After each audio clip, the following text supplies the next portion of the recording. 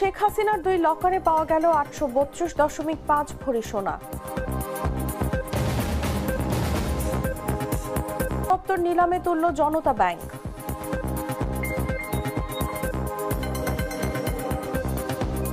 জারি।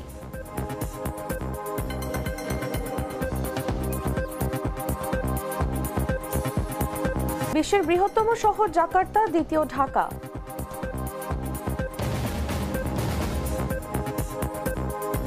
ম্যাচে বার্সেলোনাকে উড়িয়ে দিল চেলসি।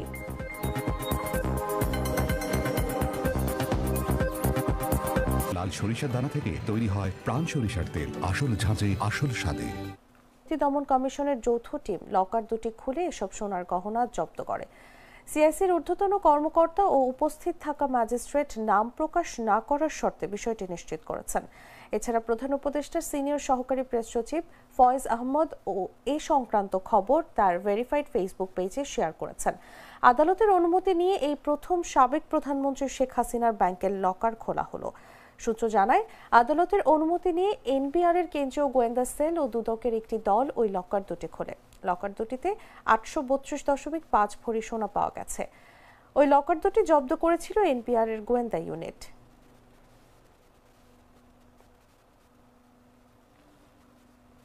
লিজিং অবস্থায় বেক্সিমকোর অচল টেক্সটাইল ইউনিটগুলো পুনরায় চালুর প্রক্রিয়া চলার মধ্যে এই সিদ্ধান্ত এসেছে।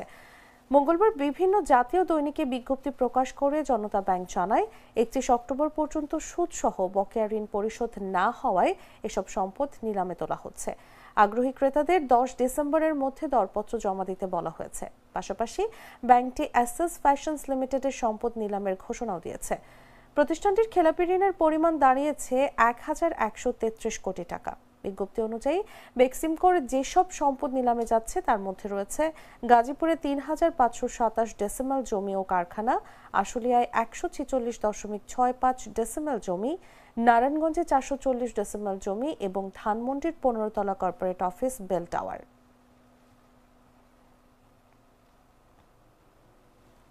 উপদেষ্টার কার্যালয়ে অনুষ্ঠিত উপদেষ্টা পরিষদের বৈঠকে অধ্যাদেশের খসড়া অনুমোদন দেওয়া হয়।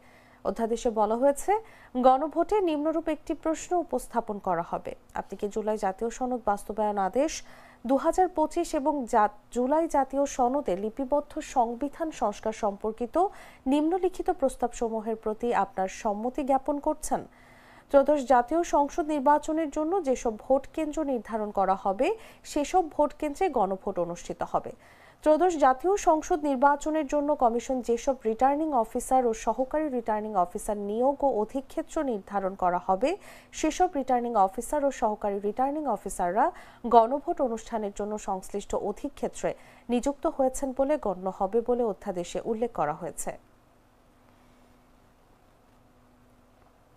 আমি তো মশলা বদলে ফেলেছি, এবার আপনিও বদলে ফেলুন।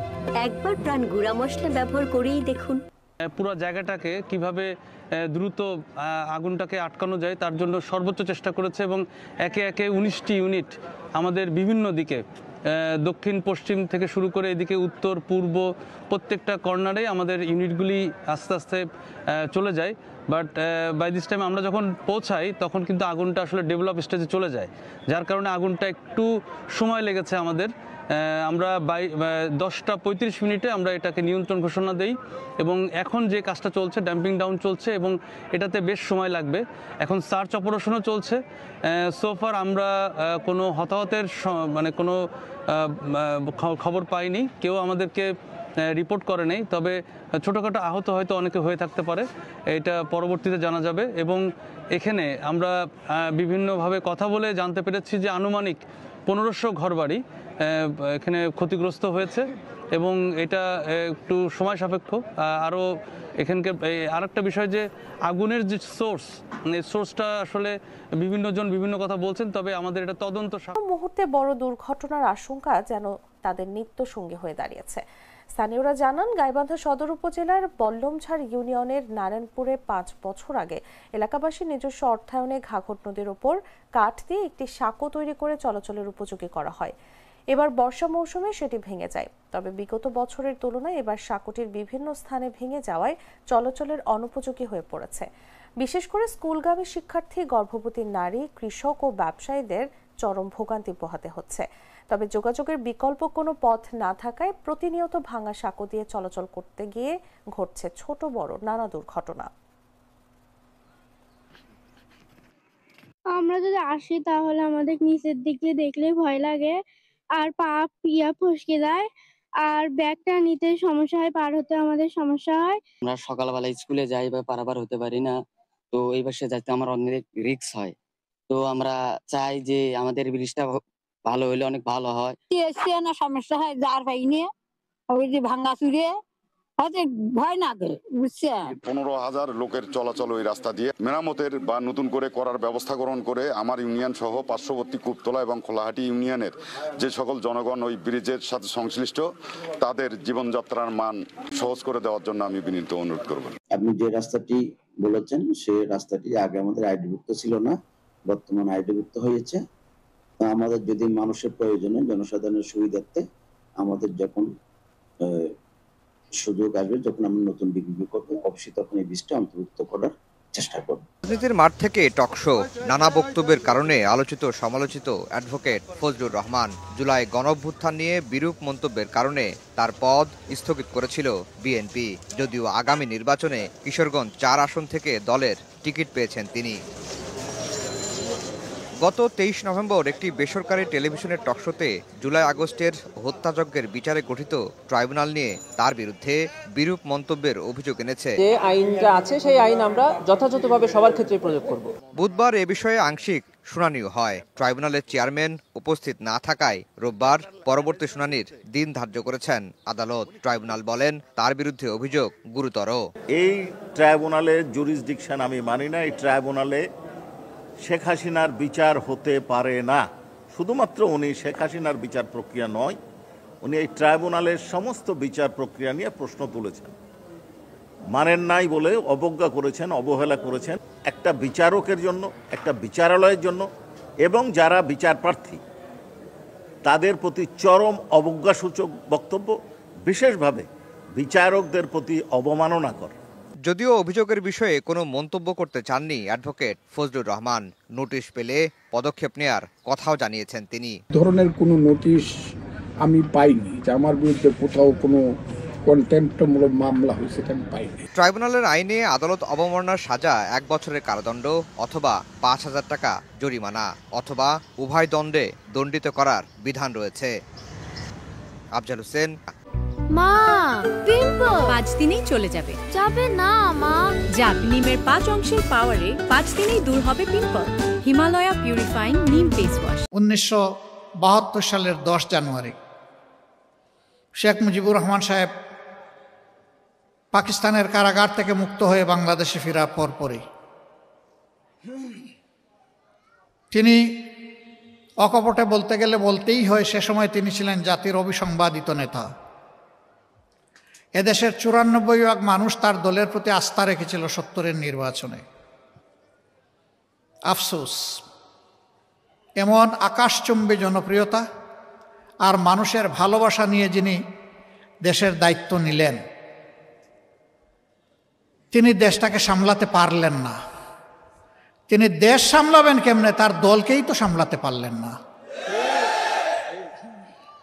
এই জন্য সেই দলটির ব্যাপারে আক্ষেপ করে উনি অনেক কষ্টের কথা বলে গেছেন যে বিশ্বে বিভিন্ন দেশ যখন স্বাধীন হয় মানুষ তারা সম্পদের খনি পায়, আমি পেয়েছি ভিন্ন খনি। কিসের খনি আমি এটা বলতে গেলাম না। সম্মানিত ভাইরা, তিনি এও বলেছিলেন, কারে নিয়ে আমি সোনার বাংলা গড়ব, ডানে বায়ে সামনে পিছনে যার দিকে তাকাই একই চেহারা দেখতে পাই। তিনি তার জীবনের মূল্য দিয়ে এর প্রায়শ্চিত্ত করেছেন। অবশ্যই এইভাবে একটি পরিবারের নিহত হওয়াকে সভ্য বিশ্বে কেউ সমর্থন করে না, কিন্তু নিয়তে যার যেরকম লেখা তাকে তো সেরকমই বরণ করতে হবে। এটাও তো ঠিক যে স্বাধীন বাংলাদেশে তাদের শাসনামলে 36,000 মানুষকে বিনা বিচারে হত্যা করা হয়েছিল, যার মধ্যে 10,000 ছিল মুক্তিযোদ্ধা, যারা কিনা দেশ শাসন করেছিল বুক চিতিয়ে লড়াই করে। তাদেরকেই মরতে হলো রক্ষী বাহিনীর হাতে। রক্ষী বাহিনীর চাবকের তো নিচে থেকে অনেকে ফিরে আসেনি, কেউ সৌভাগ্যক্রমে ফিরে এসেছে। ফিরে আসা এক দুর্বল মানুষ আমিও। আল্লাহ তাআলা কি জন্য আমাকে সেদিন বাঁচিয়ে রেখেছেন আল্লাহই ভালো জানে। অথচ আমি একটি শহীদ মুক্তিযোদ্ধা পরিবারের মানুষ, আমার কোনো অপরাধ ছিল না। আমার বিষয়টা দিয়ে আমি বিবেচনা করেছি এরকম বহু নিরপরাধ মানুষকে তারা নির্যাতন করেছে, কেউ কেউ দুনিয়া ছেড়ে চলে গেছে, আফসোস নাই। তারপরেও যদি দেশের মানুষ আমাদের জীবনের বিনিময়ে একটু শান্তি পেত, কোনো আফসোস থাকতো না। কি অবস্থা সৃষ্টি হলো, সম্ভ্রান্ত পরিবারের মানুষগুলো তাদের মেয়েগুলোকে আর কলেজ ইউনিভার্সিটিতে পাঠানো বন্ধ করে দিয়েছিল। কেন বন্ধ করে দিয়েছিল আপনারা বুঝতেই পারছেন। মানুষের জীবনের কোনো নিরাপত্তা ছিল না, সম্পদের কোনো নিরাপত্তা ছিল না, বাইরেও ছিল না, ঘরেও ছিল না। অথচ ৭০-এর নির্বাচনের সময় আমরাই বলেছি মানুষকে, ভোট দেন নৌকায়, আপনি দরজা খুলে রাতে ঘুমাতে পারবেন।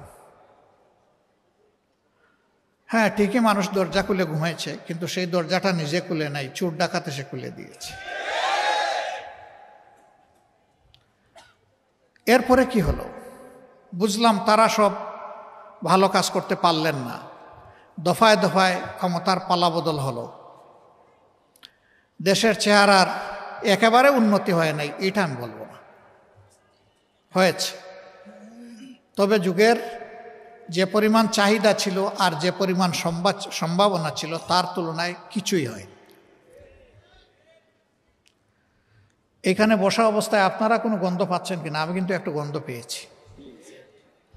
এটা একটা সভ্য জনপদ, এটা আমার গর্বিত দেশের রাজধানী। দুনিয়ার বিভিন্ন দেশে যাওয়ার সুযোগ হয়েছে, সেখানে নগরে শহরে এরকম চলমান প্রবাহমান বহু চ্যানেল আছে, ঝর্ণা আছে, নদী আছে, খাল আছে, ড্রেন আছে, কিন্তু আপনি ড্রেইনের পানিও হাতে নিয়ে দেখবেন যে মার্বেলের মতো চকচক করছে। কেন? তারাও মানুষ, আমরাও মানুষ। আমরা কেন দুর্গন্ধের সঙ্গী হব? আমরা কেন পলিউটেড ওয়াটার স্ট্রিমের সঙ্গী হয়ে দুকে দুকে মরব? হাজার রোগ কেন আমাদের দেশে এই কারণে বাসা বাঁধবে? কপাল আমাদের এই জায়গায়। আমি বলেছিলাম আমাদের আল্লাহ অনেক সম্পদ দিয়েছেন, সব জায়গায় বলি একটা সম্পদের অভাবের কারণে আমরা পারলাম না আমাদের দেশটাকে বাগানের মতো করে সাজাতে। সেই সম্পদ হচ্ছে চরিত্রের সম্পদ। ক্ষমতায় যাওয়ার আগে অনেক রাজনীতিবিদ বলে থাকেন আমি রাজনীতিকে ইবাদত মনে করি, আমি রাজনীতি করি মানব সেবার জন্য, সেবা আমার ধর্ম। হ্যাঁ, উনি মানব সেবা করেন ঠিকই, শুধু নিজের সেবাটা করেন। তিনিও তো একজন মানব, সেই অর্থে তিনি মানব সেবা করেন। কিন্তু মানব সেবা বলতে যা বোঝায় তা তো দেখি না। গত 15.5 বছর এদেশের মানুষ দারুণ কষ্টের মধ্য দিয়ে অতিবাহিত করেছে, আর আমাদের জন্য পরিবেশটা ছিল আরও একটু কষ্টের। জানেন সব কিছু, আমি এগুলো রিপিট করতে যাচ্ছি না। আমাকে একবার একজন তদন্তকারী কর্মকর্তা রিমান্ডে আমাকে জিজ্ঞেস করছে যে আপনি কি একটু দয়া করে আপনার সর্বশেষ ঠিকানাটা বলবেন? আমি বললাম বলবো, সর্বশেষ ঠিকানা আশা করছি এটা আল্লাহর জান্নাত। কয় না না, দুনিয়ার ঠিকানা। আমি বললাম যে সেইটা কোনটা বলবো? কয় কোনটা বলবেন মানে? বললাম যে আমার তো শত শত ঠিকানা আছে। কয় স্যার আপনি অ্যারেস্ট হয়ে এরকম আমাদের সাথে মৌজ করতে পারেন? বললাম মোটেই আমি মৌজ করছি না। কয় তাইলে কীভাবে বললেন যে শত শত ঠিকানা আছে? আপনি এত ধনী? বলে আপনি কল্পনা করতে পারবেন না আমি তার চেয়ে আল্লাহর মেহেরবানি বেশি ধনী। কয় একটু বুঝিয়ে বলবেন? আমি বললাম অবশ্যই। এই যে আপনারা আর আপনাদের সরকার, আপনাদের কারণে কোনো বাড়িতে 1 রাত, কোনো বাড়িতে 2 রাত, কোনো বাড়িতে 3 রাত, কোনো বাড়িতে 1 সপ্তাহ, কোনো বাড়িতে 2 সপ্তাহ, এরকম করে করেই তো আমাদের বছরের পর বছর যাচ্ছে। এখন হিসাব পেয়েছেন যে আমাদের শত শত ঠিকানা কোথায়? এটা শোনার পরে বলে যে আপনার ঠিকানা আমার লাগবে না। বুঝতে পারছে যে এর পরবর্তী ঠিকানা তো শেষটা না, আরো কোনটা হয়ে যাবে। এইটা ছিল ভাই আমাদের কন্ডিশন। একটা স্বাধীন দেশে বসবাস করেছি, পরিবারের সদস্যদের মুখ দেখতে পারি নাই একটানা দেশে থাকা অবস্থায় 10.5 মাস। অবশ্য যখন জেলে যেতাম তখন মাসে একবার দেখার সুযোগ পেতাম, তারা আসতো আমাকে দেখতে। কিন্তু জেলের বাইরে যখন থাকতাম এটা হতো না। এখন বলবেন এটা তো আপনার উপর দিয়ে গেছে, তাতে দেশবাসীর কি? না, আমার উপর দিয়ে যায় না, এই কোটি কোটি মানুষের উপর দিয়ে একই অবস্থা গিয়েছে। আমি একা মুসলিম ছিলাম না, বলতে গেলে গোটা দেশবাসী, গোটা সমাজই মুসলিম ছিল। তারা আমাদের সবগুলো অধিকার একে একে কেড়ে নিয়েছিলেন। বাঁচার অধিকার, খাওয়ার অধিকার, কর্মসংস্থানের অধিকার, আমাদের ভোটের অধিকার, আমাদের মানব অধিকার, আমাদের নাগরিক অধিকার সবই তাদের জিম্মায় চলে গেছিল। তাদের অবস্থাটা ছিল তারা দেশের মালিক আর আমরা ভাড়াটিয়া। ভাড়াটিয়ারও ভাই একটা মর্যাদা থাকে, তাও মনে হয় আমাদেরকে ওভাবে চিন্তা করতো না দেশবাসীকে। এবং কোথায় কোথায় তারা হুমকি দামকি দিতেন, কোথায় কোথায় মানুষ খুন করতেন, কোথায় কোথায় বিচারের নামে মানুষকে ফাঁসিতে ঝুলাতেন। তাদের অবস্থাটা এমন হয়ে গিয়েছিল। কোনো এক কালের দুর্দর্শ একজন শাসক, সে যখন দেখলো যে ওই দেশের মানুষ কিছুটা নবীর রসুলের দিকে ঝুঁকে যাচ্ছে, তখন তাদেরকে এনে শাসালো। শাসায় বলল, আমাকে তোমরা তোমাদের রব প্রতিপালক স্বীকার করো না? বলে, হ্যাঁ করি তো। কয়, শুধু প্রতিপালক স্বীকার করো না, সবচেয়ে বড়, আনা রাব্বুকুমুল আলা, আমাকে সবচেয়ে বড় রব মানো কিনা? এরা ভয়ে অনেকেই বলেছে, যদিও তাদের ইমান এটা সাক্ষ্য দেয়নি, ভিতরে অন্য কিছু ছিল, যে হ্যাঁ আপনি আমাদের সবচেয়ে বড় রব। সেই সবচেয়ে বড় রব মাত্র 2টা মানুষকে তাড়া করতে গিয়ে 2 লক্ষ সৈন্যের বাহিনী, সুসজ্জিত বাহিনী, এবং স্বয়ং কমান্ডার ইন চিফ সেই রাজ্যের শাসক, শেষ পর্যন্ত আল্লাহ তাআলা বনি ইসরায়েলকে পার করে নিয়ে গেলেন, সমুদ্র ফাঁক করে 2 ভাগ করে শুকনা রাস্তা দিয়ে হাঁটাইয়া নিলেন। আর তারাও ওটা নিজেদের জন্য শুকনা রাস্তা মনে করে এদেরকে ধাওয়া করল। 2 দিক থেকে পানির দেয়াল এসে মিশে গেল, তারা নিশ্চিহ্ন হয়ে গেল। পানিতে গলে মানুষ শেষ হয়ে যায়, কোনো অস্তিত্ব পাওয়া যায় না। কিন্তু আল্লাহ তাআলার কি অপূর্ব খেলা, সেই পানিতেই ফেরাউনকে আল্লাহ শুটকি বানাইয়া দিলেন। এখন ফেরাউনের শুটকি বা মমি এখন মিশরের মিউজিয়ামে আছে, মানুষ যায় দেখে, আর স্বৈরাচারী শাসকদের অতীত কি সেইটা স্মরণ করে। কিন্তু ইতিহাসের বড় শিক্ষা হচ্ছে যে মানুষ ইতিহাস থেকে শিক্ষা নেয় না। যদি নিত তাইলে স্বৈরাচারীপনার দিকে মানুষ হাঁটত না। তারা হেঁটেছেন, তারা 3টা নির্বাচন নিজেরা করেছেন তাদের মতো করে।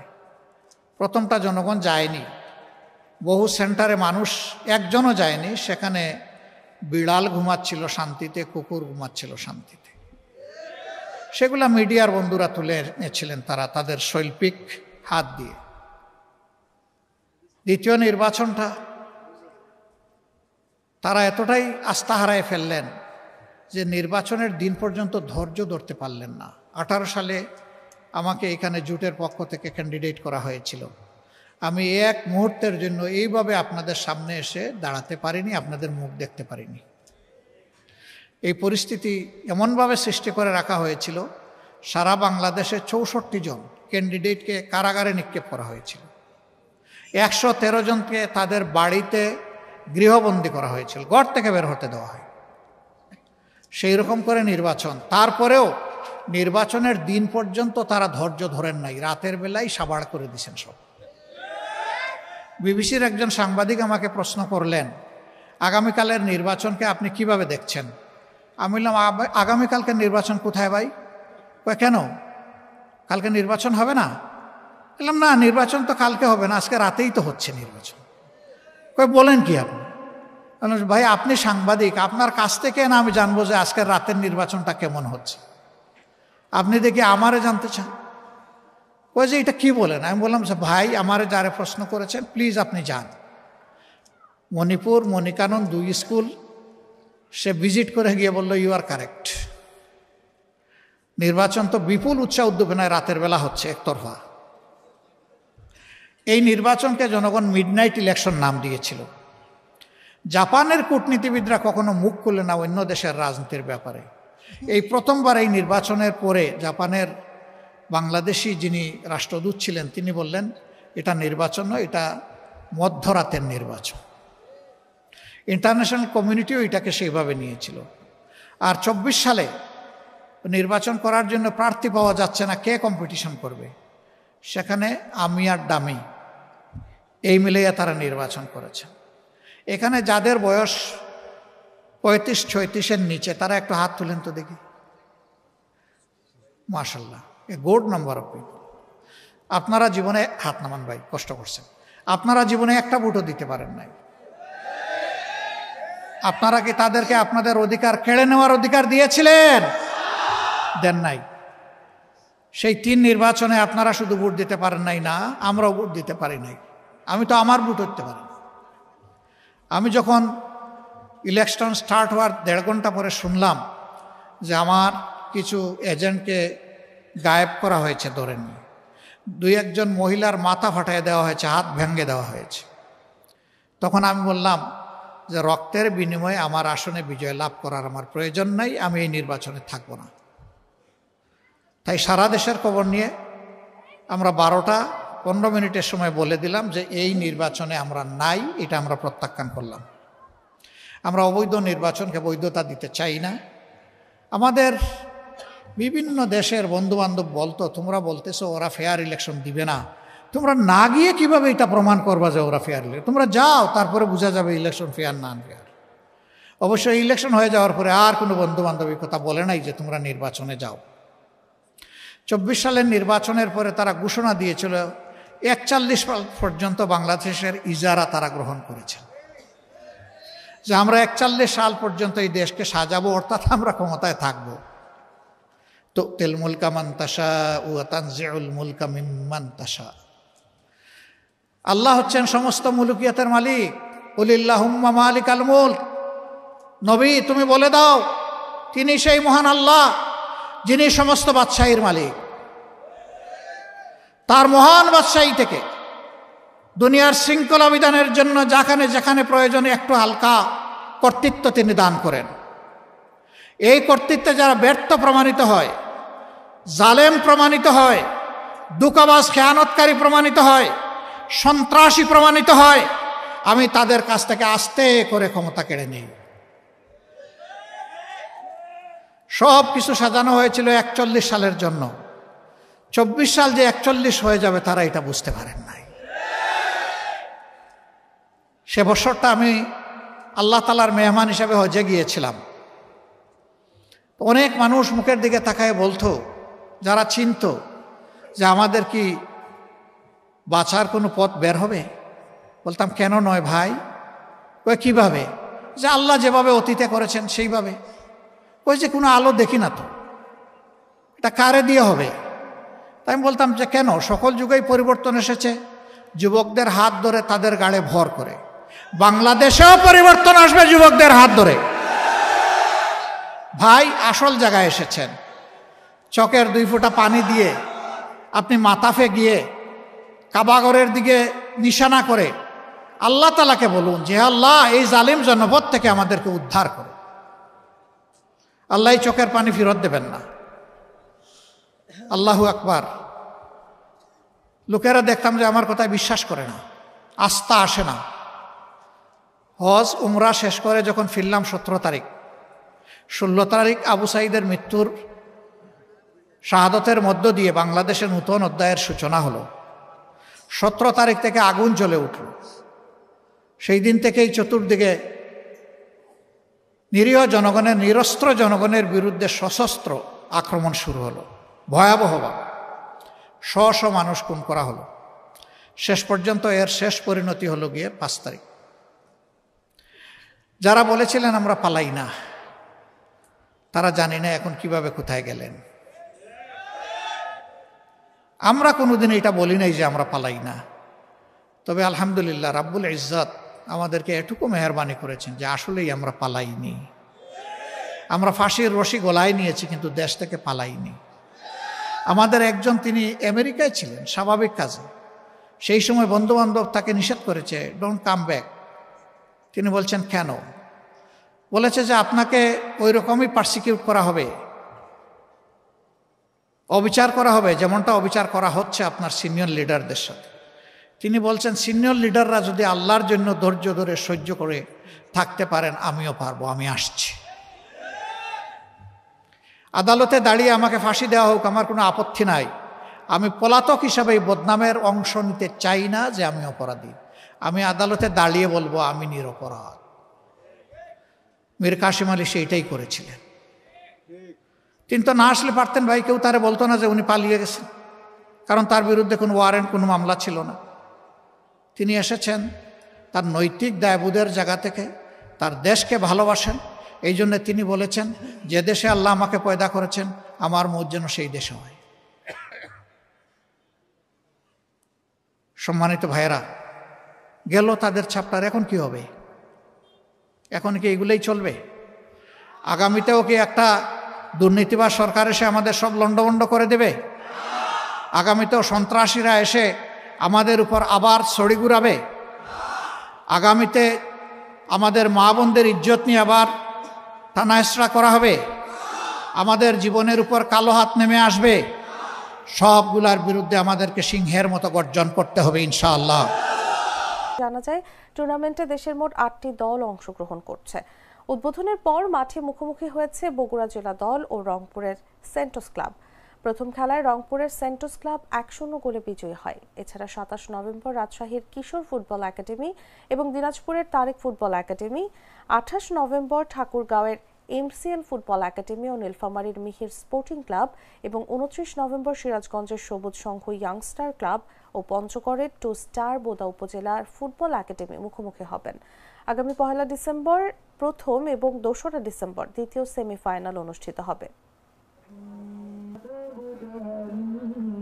রোজকার সাধারণ খাবার এখন হবে অসাধারণ। প্রাণ স্বাদের মশলা, স্বাদ বাড়ায়, ঘ্রাণ ছড়ায়।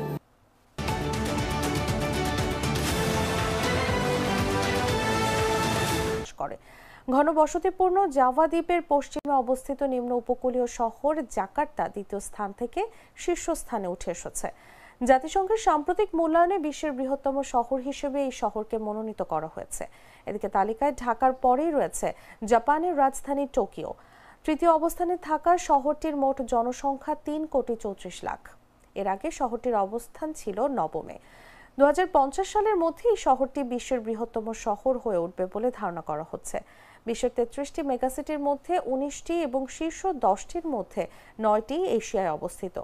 জাকার্তা, ঢাকা এবং টোকিওর পর শীর্ষ 10-এ থাকা অন্যান্য এশীয় শহরগুলো হলো ভারতের নয়াদিল্লি, চীনের সাংহাই, চীনের গুয়াংজু, ফিলিপাইনের ম্যানিলা, ভারতের কলকাতা এবং দক্ষিণ কোরিয়ার সিওল। জাতিসংঘের প্রতিবেদন অনুযায়ী 3,20,00,000 জনসংখ্যার শহর মিশরের কায়রো এশিয়ার বাইরের একমাত্র শহর, যেটি শীর্ষ 10 শহরের মধ্যে রয়েছে। মাধ্যম শাখা ইন্টার সার্ভিসেস পাবলিক রিলেশনসের মহাপরিচালক লেফটেন্যান্ট জেনারেল আহমেদ শরীফ চৌধুরী আফগান তালেবানের অভিযোগ অস্বীকার করে বলেছেন, পাকিস্তান সেনাবাহিনী আফগানিস্তানের ভেতরে কোনো বেসামরিক নাগরিকের উপর হামলা চালায়নি। তিনি আরো বলেন, পাকিস্তান যখন কাউকে আক্রমণ করে তখন সেটা প্রকাশ্যেই ঘোষণা করে।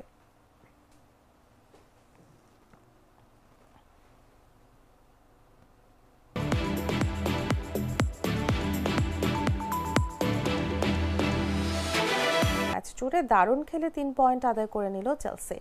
স্ট্যামফোর্ড ব্রিজে মঙ্গলবার রাতে চ্যাম্পিয়ন্স লিগের ম্যাচে 3-0 গোলে জিতেছে ইংলিশ প্রিমিয়ার লিগের দলটি। জুলকুন্দের আত্মঘাতী গোলের পর ব্যবধান বাড়ান এস্তেভো। তৃতীয় গোলটি করেন লিয়াম টেলাপ। আরও 3বার বার্সেলোনার জালে বল পাঠিয়েও স্বাগতিকরা গোল পায়নি অফসাইড কিংবা হ্যান্ডবলের কারণে। ম্যাচে চেলসির দাপটের চিত্র ফুটে উঠছে পরিসংখ্যানেও। 55% পজিশন রেখে গোলের জন্য 15টি শট নিয়ে 6টি লক্ষ্য রাখতে পারে এনসো মারেস্কার দল। বার্সেলোনার 5 শটের কেবল 2টি লক্ষ্য ছিল। প্রাথমিক পর্বে 5 ম্যাচে 3 জয় এবং 1 ড্রয়ে 10 পয়েন্ট নিয়ে 5-এ আছে চেলসি। সমান ম্যাচে দ্বিতীয় হারের স্বাদ পাওয়া বার্সেলোনা 7 পয়েন্ট নিয়ে 15 নম্বরে নেমে গেছে। 4 ম্যাচে 12 পয়েন্ট করে নিয়ে প্রথম 3টি স্থানে আছে বায়ার্ন মিউনিখ, আর্সেনাল ও ইন্টার মিলান।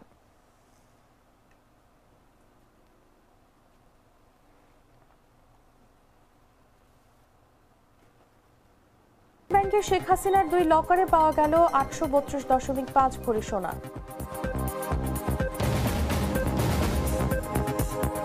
সদর দপ্তর নিলামে তুলল জনতা ব্যাংক।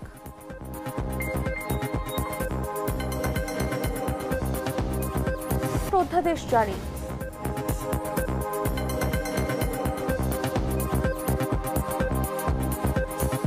বৃহত্তম শহর জাকার্তা, দ্বিতীয় ঢাকা।